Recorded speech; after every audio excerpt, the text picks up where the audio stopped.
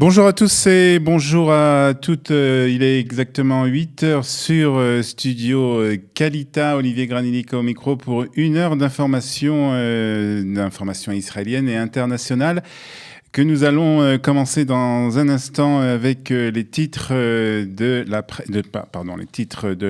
l'actualité israélienne dans quelques instants avec le premier journal d'information. À 8h15, ce sera Sami Gozlan qui sera notre premier invité ce matin. C'est le président du BNVCA et qui nous parlera d'une plainte que son association a déposée contre un supermarché de la ville de Chambourcy. Nous ferons le point avec lui sur cette affaire. 8h25, Eliana Gerfinkel sera avec nous pour parler d'histoire. 8h35, ce sera l'heure de la revue de la presse et des médias israéliens. Et à 8h50, nous accueillerons dans cette émission Josiane Ben-Semoun qui nous parlera d'une marche organisée actuellement même en souvenir de son fils, le soldat Jordan Ben-Semoun, qui est tombé lors de l'opération Tzouk Eitan. Nous parlerons avec elle, bien entendu, de Jordan et de cette marche organisée en son souvenir. Mais on commence par l'actualité et c'est donc maintenant officiel. L'équipe de football d'Argentine ne viendra pas à Jérusalem pour le match amical qui devait disputer contre l'équipe israélienne et qui devait se jouer donc samedi soir au stade Teddy à Jérusalem. L'équipe d'Argentine n'a pas développé les raisons pour lesquelles ce match a été annulé, se contentant de dire que l'Argentine n'avait rien contre Israël et contre le peuple juif et que les yeux sont à présent tournés vers le mondial qui doit commencer dans quelques jours en Russie. En Israël, par contre, on cherche les raisons de cette annulation et les doigts ont été pointés hier contre la ministre des Sports, Miri Regev. Miri Regev qui a déclaré hier lors d'une interview à la télévision israélienne que c'était le Premier ministre Benjamin Netanyahu qui avait lui-même demandé que le match se déroule à Jérusalem. Information qui a été immédiatement démenti par le Premier ministre qui se trouve actuellement en voyage officiel à Londres. Pour Miri Regev, en tout cas, la raison n'est pas le fait que le match devait se dérouler à Jérusalem, mais la terreur palestinienne qui a fait pression sur les Argentins. Il s'agit du même terrorisme qui a abattu les sportifs israéliens lors des Jeux Olympiques de Munich, n'a pas hésité à déclarer la ministre lors d'une conférence de presse. Le Premier ministre a lui réagi en déclarant tout simplement « Allez, on avance ».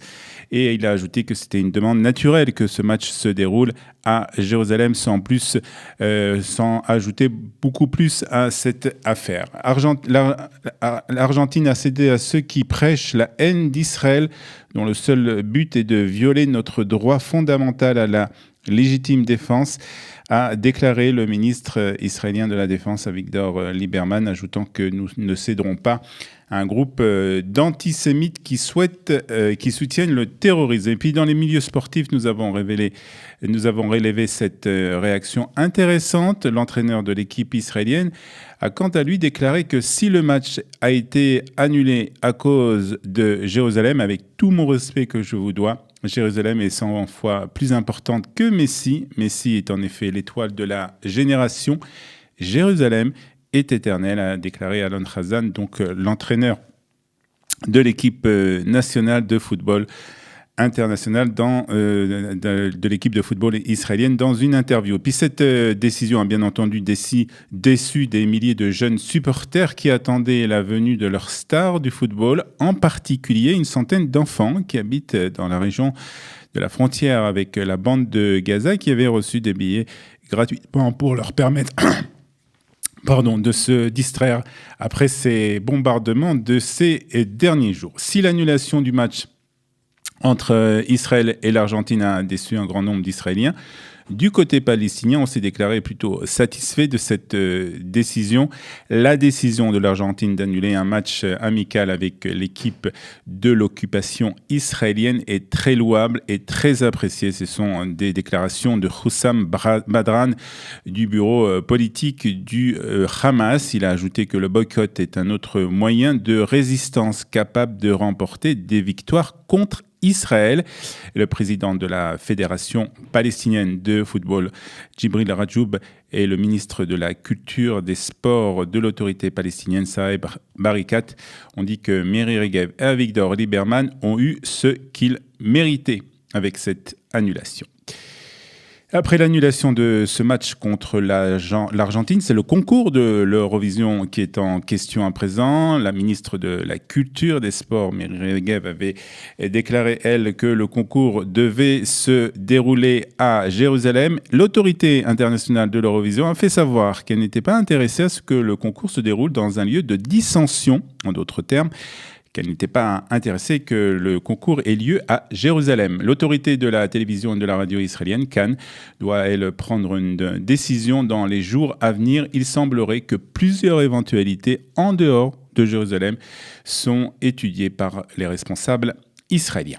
On passe à présent à Benjamin Netanyahou qui se trouve aujourd'hui encore pour un dernier jour à Londres, et hier il a rencontré Theresa May qui a renouvelé son soutien à l'accord nucléaire iranien lors de sa rencontre donc avec le Premier ministre israélien. Avec la France et l'Allemagne, le Royaume-Uni continue de croire que c'est la meilleure façon d'empêcher l'Iran de se doter d'une arme nucléaire, a déclaré la Première ministre. Nous y resterons engagés tant que l'Iran respectera ses obligations, a-t-elle dit à propos donc de l'accord signé en 2015 et dont les États-Unis sont sortis il y a quelques semaines. Concernant les émeutes dans la bande de Gaza, les problèmes dans la bande de Gaza sont le résultat du désir de l'Iran et du Hamas de détruire Israël, a déclaré le Premier ministre Netanyahou à son homologue britannique. Il a également évoqué les dizaines de champs israéliens qui ont été brûlés le long de la bande de Gaza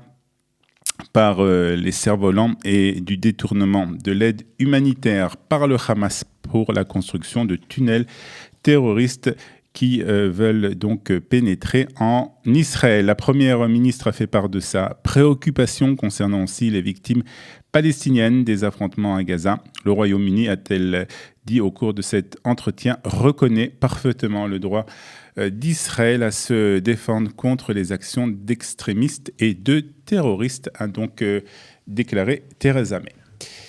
Et les forces de sécurité et l'armée israélienne se préparent demain à de nouvelles manifestations très violentes le long de la barrière de sécurité, et la terreur des cerfs-volants continue. Hier, ce sont pas moins de 22 nouveaux incendies qui ont été qui se sont déclarés près de la frontière avec la bande de Gaza et qui ont détruit plusieurs milliers d'hectares. Et une nouvelle pour terminer qui va sans doute attrister nos plus jeunes auditeurs. L'arrestation hier de Yuval Ameboulbal. Les plus jeunes connaissent bien entendu cette star de la télévision. Il a été arrêté pour son implication dans un trafic de drogue et de la cocaïne, pour être tout à fait exact, que visiblement le clown a utilisé de temps à autre. 3 autres personnes ont été arrêtées avec Yuval Ameboulbal. La météo pour terminer de ce jeudi 7 juin. Il fera aujourd'hui 28 degrés à Tel Aviv, 31 degrés à Jérusalem, 40 à la mer Morte et 41 degrés à Eilat. 8h10 sur Studio Kalita. Restez avec nous dans un instant. Le premier invité de cette plage d'information, ce sera Sami Gozlan, le président du BNVCA.